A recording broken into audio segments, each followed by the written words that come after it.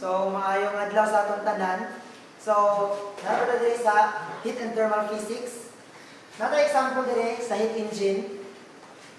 Find the change in entropy of 1.75 kg of ice that is melted irreversibly at 0 degrees Celsius and converted to water at 0 degrees Celsius. So the heat of vaporization of water is denoted as LF is equal to 3.34 times 10 to the 5 joules per kilogram. So saan pa rin nato karong pag-solve? Kabalo man ta, ang formula sa entropy is delta S is equal to delta S2 minus delta S1. And it can be denoted as the change of entropy is equal to Q over T. And this Q, in the quantity of heat, chapter 16 or 17, it is expressed as Q is equal to MC delta T.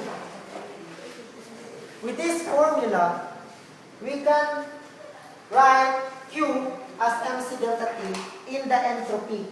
So, Q now can be expressed as MC delta T over T.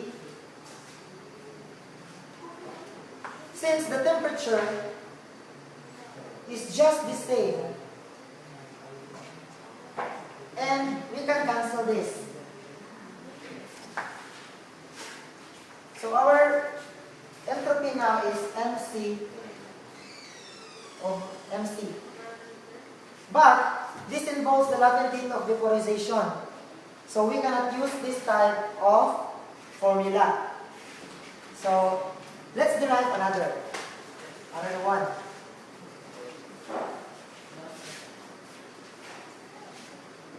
So the other expression of quantity of heat Q is MLF. Diba? Sa quantity of heat na chapter.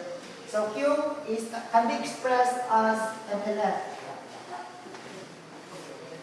So with that, our Q now is MLF and over T na tayo ng entropy. So makuha na ba nato ang entropy ani? Of course, yes. So substitute the values. So we have a mass 1.75 kilogram. And then the latent heat of vaporization of water, which is 3.34 times 10 to the 5 joules per kilogram.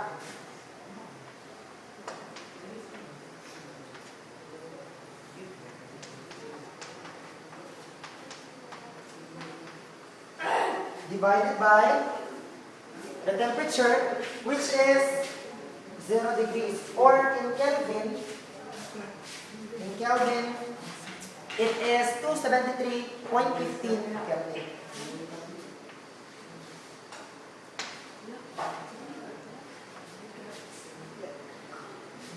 So, input all the given values in your calculator, and we can obtain the answer for entropy, which is 1.22 times 10 to the 3 joules per Kelvin. So this can be cancelled, kilograms and kilograms. So the remaining unit is joules per K.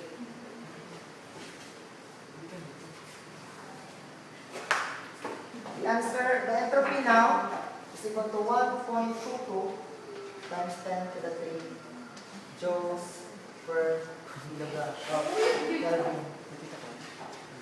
So that would be all. Thank you.